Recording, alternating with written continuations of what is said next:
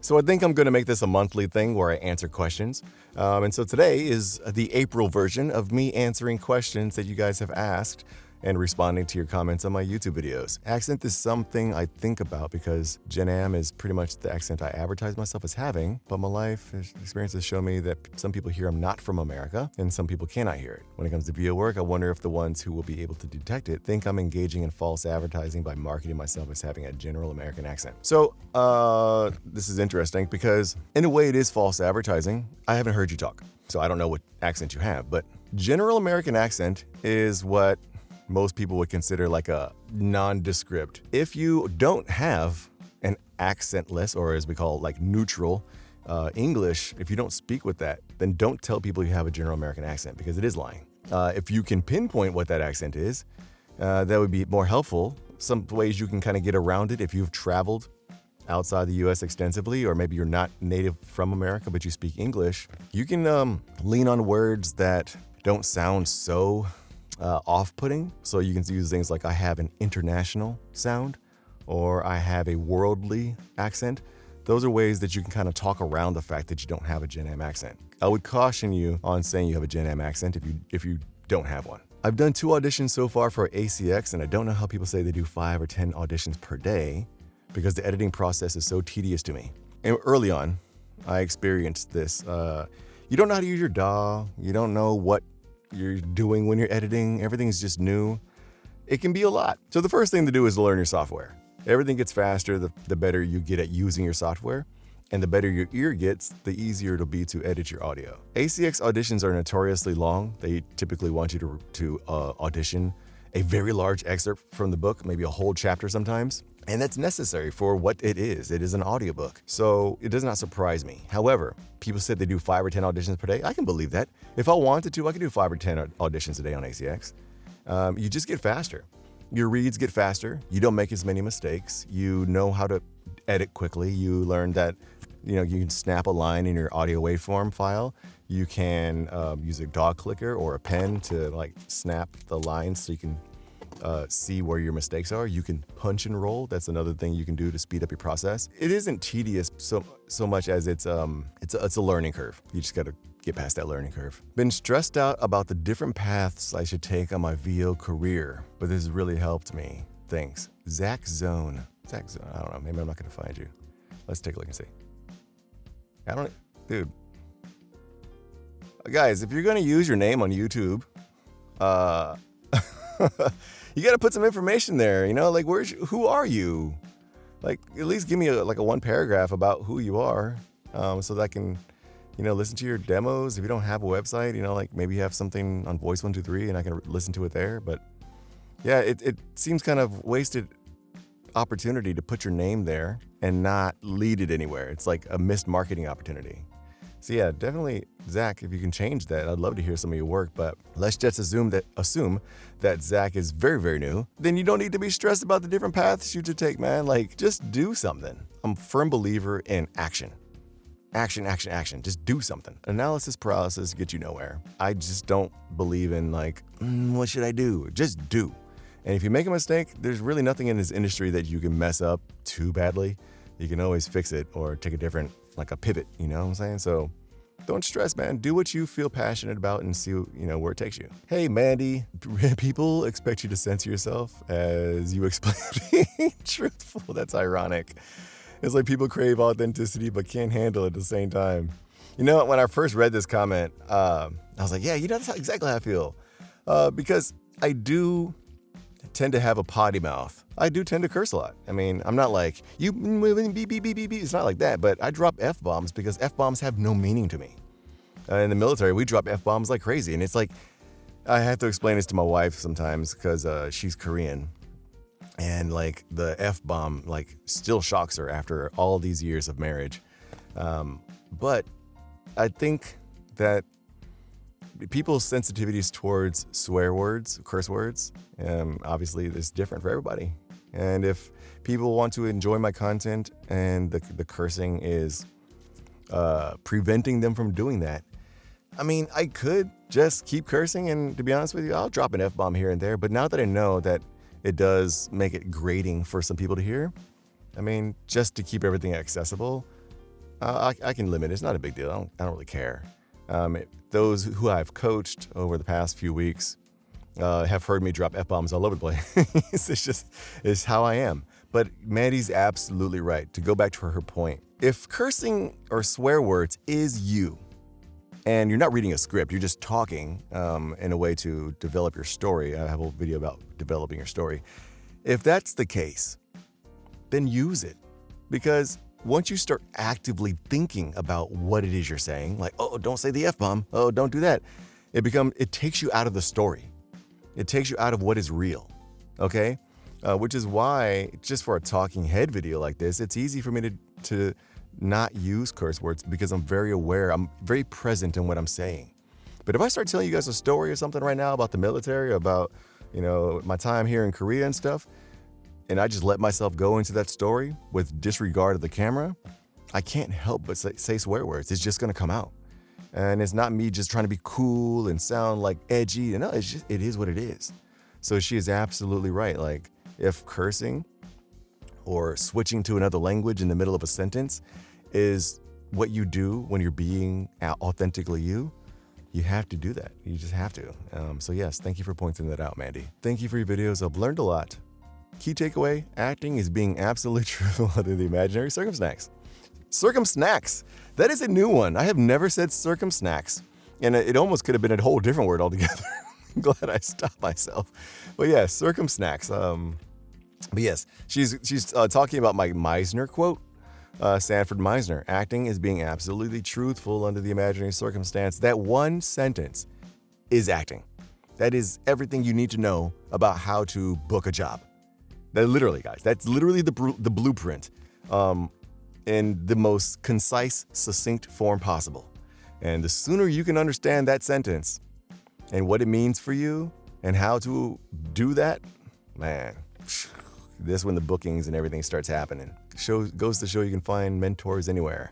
I wouldn't call myself a mentor, man. I mean, we've never met. I appreciate the vote of confidence, but I am not anybody's mentor. Well, no, I am mentoring one guy, but I don't like to think of myself as a mentor because that comes with a lot of responsibility, which I do not want to take on because I have other things going on. But I'm glad you find the content helpful. That's all that matters to me. I always told myself I was going to, quote unquote, pay it forward if I ever became what I consider to be successful. And I did. I became successful. I reached my goals and I just added more goals to it. But I reached that big goal that I wanted, signing with ACM Talent. And now it's my time to pay it forward and give back to the people that are coming up behind me. So that's what this whole channel is about. Equipment advice would be great. These questions are talking about like what microphone is best, what DAW is best, what interface is best, headphones, all that kind of stuff. I don't know anything about those things. I know that my Sennheiser here sounds good. And it is a very expensive microphone. And it was between this one and a Neumann microphone because I wanted to that was like one of my goals, right? And which one is going to allow me to do the most work? I want to do promo and I want to do movie trailers and commercial narration, right? Or commercial. So the Sennheiser is like the workhorse for those three genres. If you're looking at getting into audiobooks, animation, video games even, then definitely look at getting like a Neumann if you're looking for like top end. But again, I don't really know the differences between them. I'm not going to pretend to. What I will do, and it's something I've been thinking about, if you guys are interested, let me know in the comments, but finding somebody who is an expert at that and bringing them onto the channel to let them, answer some questions and stuff and hopefully provide some value that way. Because if I try to give you guys some advice on equipment mentoring, y'all, it's like the blind leading the blind, and then it'd be bad, and people be blaming me for telling them to buy some mic. Nah, I ain't gonna do it. So yeah, I'm thinking about starting with the DIY demo and building from there. Again, I am never gonna tell anybody not to do a DIY demo.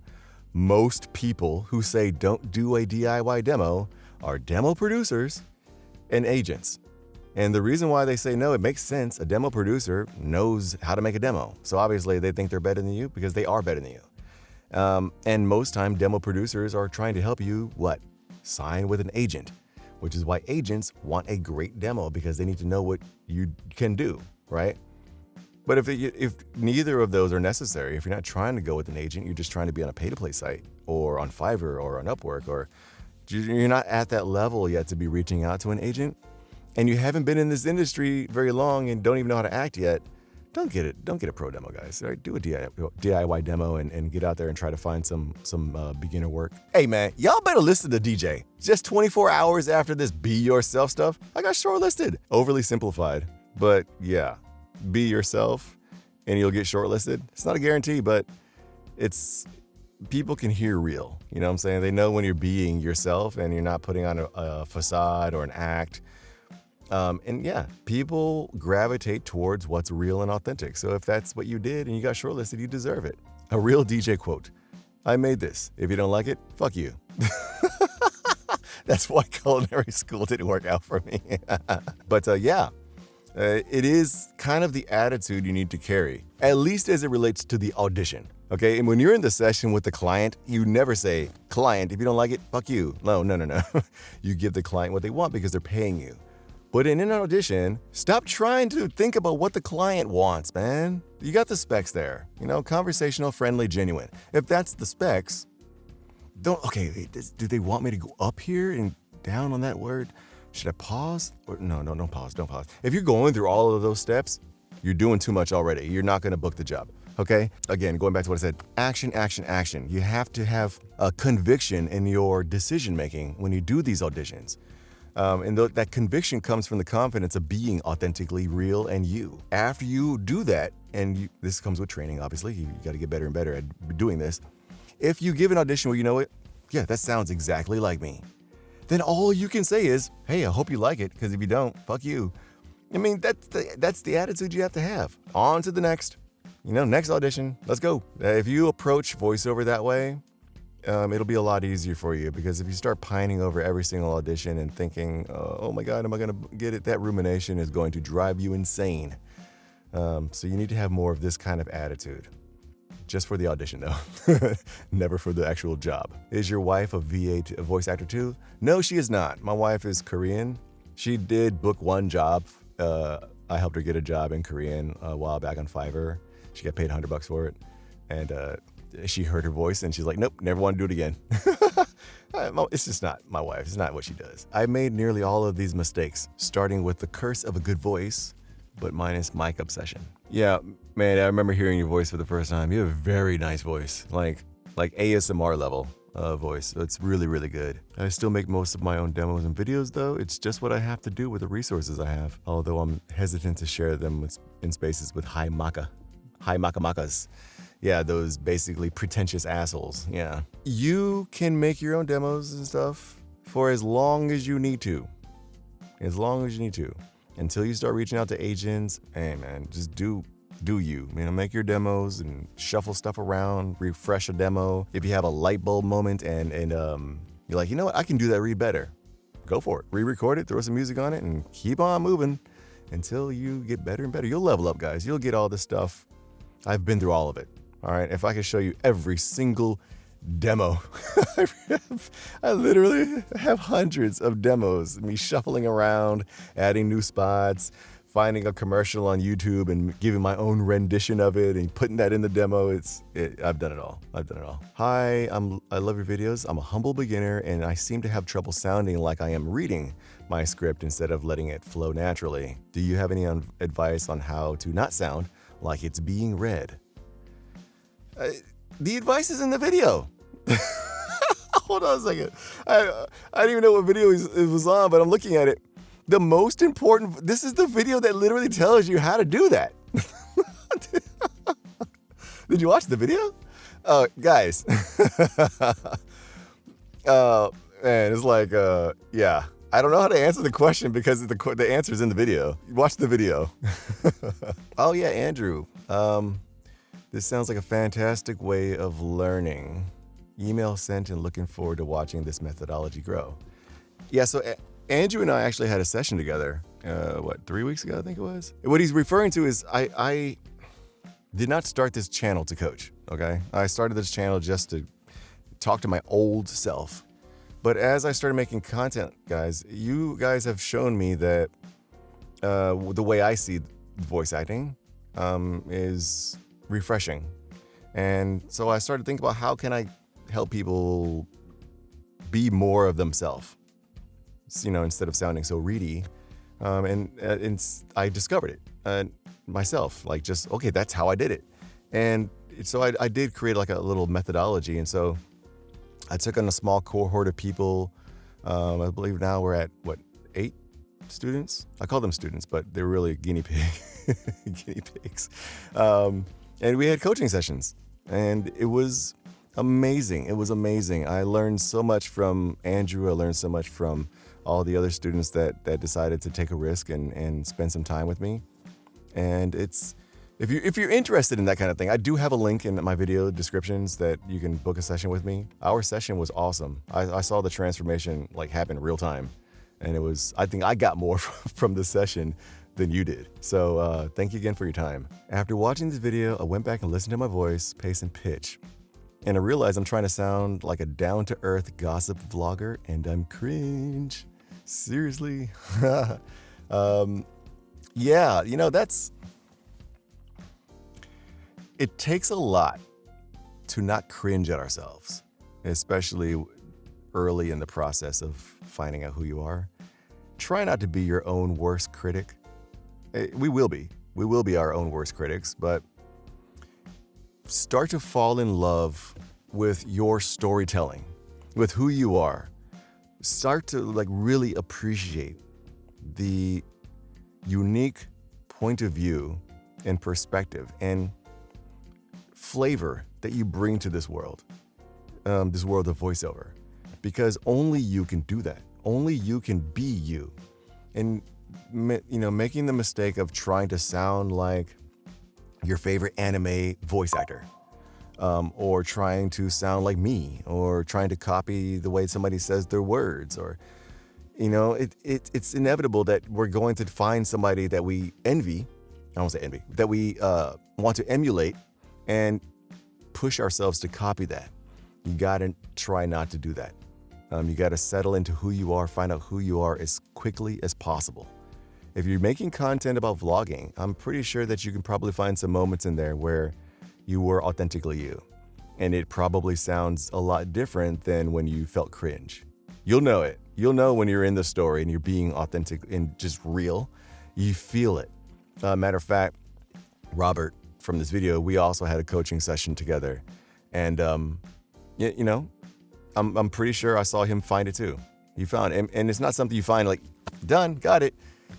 He'll tell you it's a continuous work in progress to find it and lose it, find it and lose it and can't find it. And it's frustrating. And some days your brain is just not letting you do it. But the more you do it and try to push yourself, it gets faster and faster. I can, for conversational reads, guys, I literally don't even have to think anymore. I just close my eyes just for a hot second and I'm in the read. And it took me 5 years to get that. But it's that should be your goal. That should be your guiding light to know where you're aiming at. You shouldn't be aiming at sounding like A, B, or sounding like C, D. Your aim should only be, who am I when I am talking about these types of things, when I'm being this type of way, aka spec. Who am I? What do I sound like and what do I do with my body? You know what I'm saying? That is the goal. I keep saying it in every video, but I'm going to always continue to say it. I love your videos, but find the music distracting. Yeah, I remember seeing this comment. I like videos with music on them. Many people do not. Many people do. I did, however, start to lower the volume on the video. I will admit, this video in particular, I think I forgot to adjust the audio for the levels. And so the music was very distracting in this video, and I apologize for that. But unless I'm talking about something that requires you guys to hear my read, or it's a very serious video, I like to have music because I feel like it's authentically me. So yeah, I'll try to keep the levels in mind though and make sure it's not too loud. Especially the suggestion to shadow talent demos from coastal agencies. This video, if you have not seen this video, 5 free resources to become a better voice actor, please watch the video. Many of the questions in here You guys can fix it right here in this video because it'll help you you can help yourself by finding free ways to do all of the things I asked you to do. But yes, one of those ways is to go to the coastal agencies. You know what? Maybe we should just do it right now. Let's go to Atlas Talent. Atlas Talent Agency. So what you'll do is you'll go to their agency, and this is not like, you know, some undercover thing. This is not wrong in any way, guys. And you can go to whatever demos you want to hear. So we're gonna go to Voiceover Men, right? And I did this. I literally did this. I went through every single demo on this list. Every single, I shit you not. And I made a list. Matter of fact, I probably still got the list in my notes of all of the voice actors who sound like me. And I don't mean just in vocal quality, voice print. I also mean in the way they talk. Yeah, let's just go with Zeke, because I know what he sounds like. We believe you should celebrate the accomplishments, but even more so the challenges. You know, I would listen to their demos, right? Matter of fact, let me put my headphones on. I would listen to their demos, and as I'm listening to them, we believe you should celebrate the accomplishments. We believe you should celebrate the accomplishments. But even more so the challenges. You know, but even more so the challenges. This is what I would do. I would literally spend hours shadowing other people's demos, like pro demos. Atlas Talent is one of the top agencies in the United States for voiceover, which means that all of these people on the roster are at the top of the game. All right, if you don't want to go to Atlas, you can go to DPN. Vox is where I am, Vox USA. You can find mine here. Okay, I just type in DJ Dykes. It'd be easier to do it that way. You can go listen to my demos if you want to shadow me.